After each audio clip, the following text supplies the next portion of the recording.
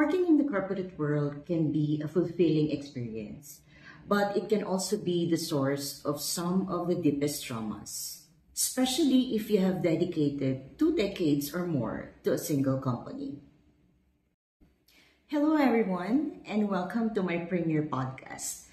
Today, I want to share some insights from my own experience as well as stories from others who have worked in the corporate world.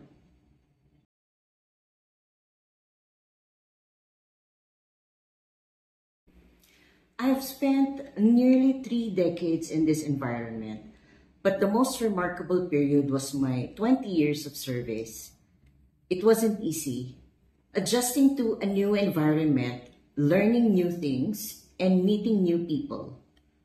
My first 5 years were a struggle, both personally and professionally. I'm deeply grateful to those who stood by me and helped me navigate those challenging times. And I sincerely apologize to anyone who may have been affected by my journey. I dedicated all my time to work with the goal of learning, getting along with colleagues, succeeding, and helping newcomers because I too was once in their shoes. After getting promoted, I focused on understanding all aspects of my job, staying updated and sharing my knowledge, not just within my team, but with anyone who needed it. I devoted myself entirely to my work, setting aside my true dreams. At that time, my sole focus was to excel, support my team, and ensure their welfare. I worked weekends without extra pay because I was passionate about my job. I managed numerous responsibilities and accountabilities. Leading a team also meant looking after their well-being. All of us want to excel and succeed. So I continued to study and earn certifications to stay engaged and not fall behind. I even obtained certifications in other fields, although I set those aside to focus on the knowledge and skills directly related to my job.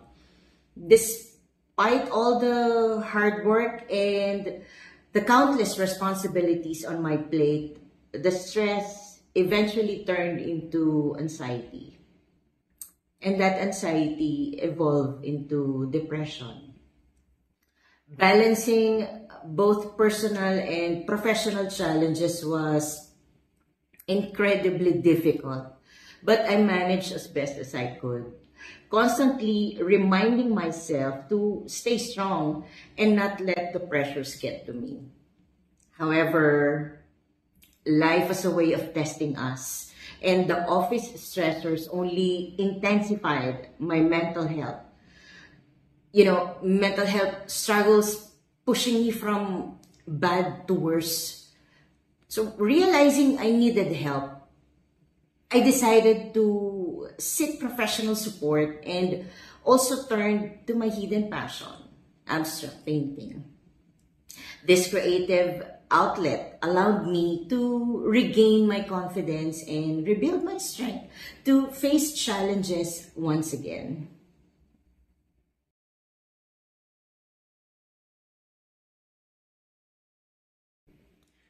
When the pandemic hit and everyone was advised to stay home due to lockdowns, I made a personal decision without any mandate from management to continue reporting to the office. I was the only one from my entire section who did so. And I took on the work of others, still maintained regular working hours, and was there alongside service drivers, admin staff, and the housekeeping team. During that time, there's no transportation, so nilalakad ko lang. Malapit lang naman eh, so kayang lakarin. For months, I was alone in the office, but I have no regrets at all. I chose to stay as the representative of my team, believing in the saying, it's always the captain who is the last to leave the ship when everything fails. And I stood by that principle and faced the challenges head on. From the start of the pandemic until my final days with the company, I continued to prioritize the well-being of my team, ensuring that they were supported and cared for.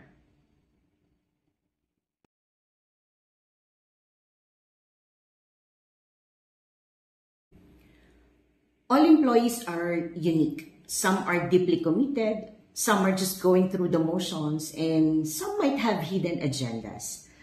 But does any company truly have a perfect employee? Syempre, the answer is no.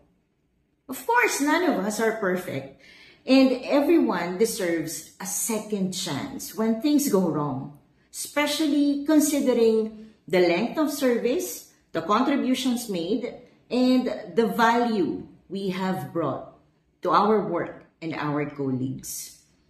Securing the well-being of others is a fundamental aspect of our humanity. When mistakes, lapses, or failures occur, they should be weighed with consideration of the reasons behind them and their potential impact. We need to ask ourselves why we are doing what we do and what the outcomes might be. If securing people's well-being leads to financial challenges, the more important question becomes, what can we do to make it right? It is essential to evaluate the situation, learn from it, and move forward. No? Offering those involve a second chance when warranted by the circumstances. Kasi as Christians, forgiveness and granting second chances are part of our moral responsibilities. Pero if we are prejudged and denied that opportunity, there's little we can do to change others' perceptions. All we can do is continue to act with integrity and compassion.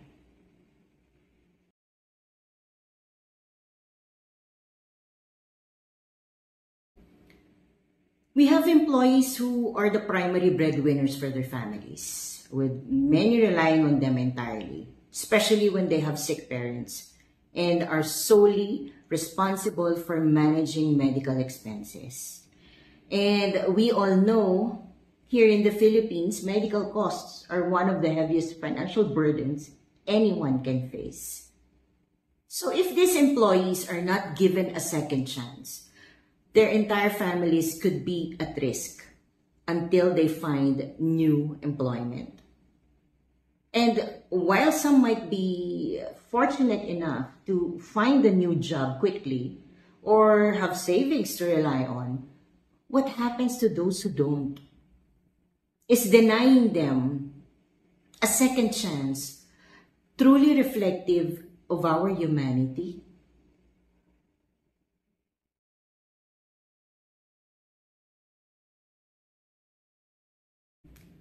Since not all companies prioritize their people, we must be cautious and focus on our responsibilities as outlined in our contracts. Duties not specified in these documents should be addressed and clarified. If you feel capable of taking on tasks outside your official role, that's a personal choice. But it is important to make such decisions with care. Always remember to value yourself and your knowledge above all else. Perform your duties as per your job description and ensure you are compensated fairly for your work. Familiarize yourself with labor laws to protect your rights and don't let anyone intimidate you. Just because you are being paid by a company doesn't mean they own you. Does it mean they own your time or well-being 24 by 7?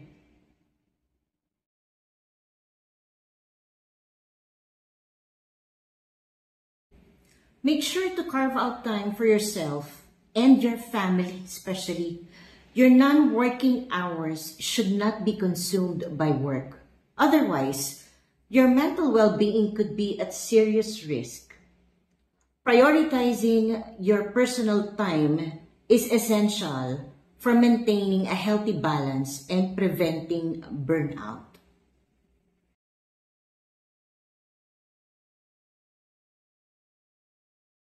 So for our final thoughts, navigating the corporate world is a complex journey, filled with both opportunities and challenges.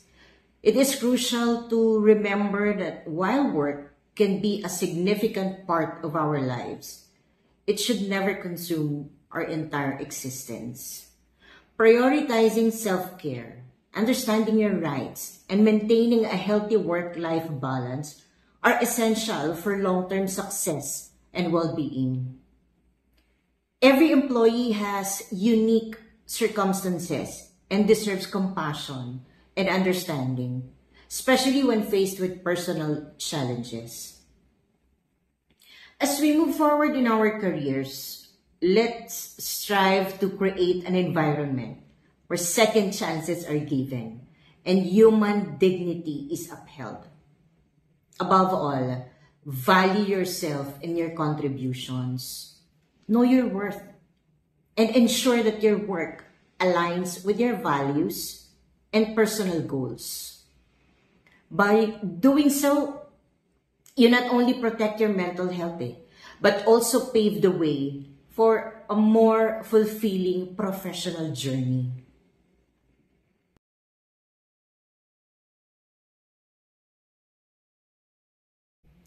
I salute the companies that prioritize their people, their welfare, and especially their mental health. I commend the managers who lead with humanity, weighing all factors and providing genuine benefits to their teams.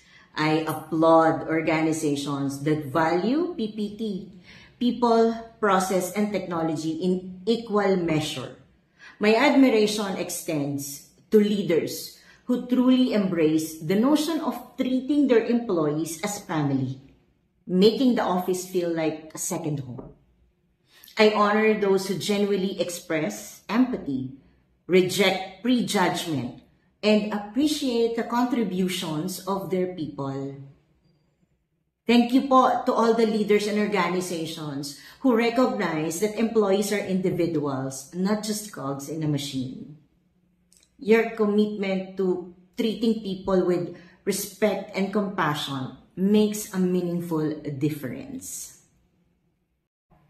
Thank you for tuning in to the premiere episode of The Truth Is. I'm grateful for your time and attention as we embark on this journey together. Once again, I salute the companies and leaders who prioritize the well-being of their people, embracing empathy and valuing each individual's contributions. Your commitment to treating employees with respect and humanity sets a powerful example. Stay tuned for more episodes as we delve into the many truths of life, share personal stories, and explore insights that can help us all grow and thrive. Your support means the world, and I look forward to connecting with you in future episodes. Until next time, remember to value yourself, prioritize your well-being, and continue seeking the truth. Don't forget to like and share this video with those who need to see it. No? So please support me by subscribing to my channel and hit the notification bell to stay updated on our next episode. Masaya to. So, I'm Arlene, and thank you so much for being part of The Truth Is. Ingat po. Bye.